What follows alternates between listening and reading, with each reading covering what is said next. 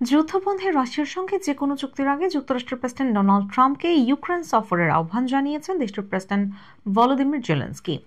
মার্কিন সম্প্রচার মাধ্যম সিবিএসকে দেওয়া সাক্ষাৎকারে এই আহ্বান জানিয়েছেন তিনি। ইউক্রেনের সুমি শহরে গত রোববার রাশিয়ার ক্ষেপণাস্ত্র হামলায় 34 জন নিহত হওয়ার আগে সাক্ষাৎকারটি নেওয়া হয়েছে। সিবিএস এর 60 মিনিটস অনুষ্ঠানে দেওয়া সাক্ষাৎকারে ট্রাম্পের উদ্দেশ্যে জেলেনস্কি বলেন, যে কোনো ধরনের সিদ্ধান্তের আগে, যে কোনো ধরনের সমঝোতার আগে অনুগ্রহ করে এখানের মানুষ, বেসামরিক লোকজন, যোদ্ধা, হাসপাতাল, গির্জা ও শিশুদের দেখে যান, যাদের হয় হত্যা করা হয়েছে, না হয় ধ্বংস করা হয়েছে। রোববারের হামলা বিষয়ে রাশিয়ার ভাষ্য, তারা শুধু সামরিক লক্ষ্যবস্তুই হামলা চালিয়েছে। হামলার বিষয়ে জানতে চাওয়া হয়েছিল ট্রাম্পের কাছেও। জবাবে তিনি ওই হামলাকে ভয়াবহ হিসেবে উল্লেখ করেন।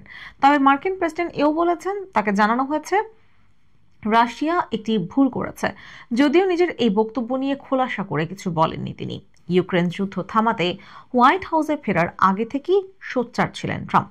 গত 20 জানুয়ারি ক্ষমতায় বসার পর এই নিয়ে আরও তৎপর হয়েছেন তিনি।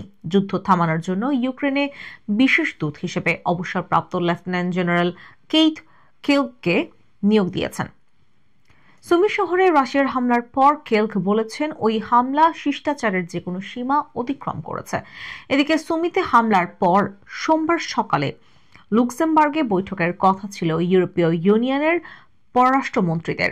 ইউরোপীয় নেতারাও এই হামলার নিন্দা জানিয়েছেন। এই হামলার মাধ্যমে মানুষের জীবন, আন্তর্জাতিক আইন এবং প্রেসিডেন্ট ট্রাম্পের কূটনৈতিক প্রচেষ্টাকে রাশিয়া অবজ্ঞা করেছে বলে উল্লেখ করেছেন ফ্রান্সের প্রেসিডেন্ট ইমানুয়েল ম্যাক্রো। জার্মানির আসন্ন চ্যান্সেলর ফ্রেডরিক মেটস রাশিয়ার বিরুদ্ধে মারাত্মক যুদ্ধাপরাধের অভিযোগ এনেছেন। পোল্যান্ডের প্রধানমন্ত্রী ডোনাল্ড টাস্ক বলেছেন, সুমিতে হামলা যুদ্ধবিরতির রুশ সংস্করণকে তুলে ধরেছে।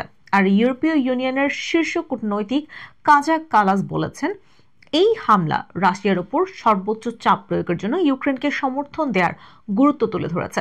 2022 সালের 24 ফেব্রুয়ারি ইউক্রেনে বিশেষ সামরিক অভিযান শুরু করে রাশিয়া।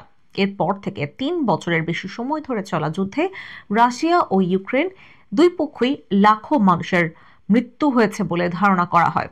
তাদের বেশিরভাগই সেনা সদস্য। এছাড়া জাতিসংঘের হিসাবে যুদ্ধ শুরুর পর থেকে এখন পর্যন্ত প্রায় 70 লাখ ইউক্রেনীয় শরণার্থী হিসেবে জীবনযাপন করছেন।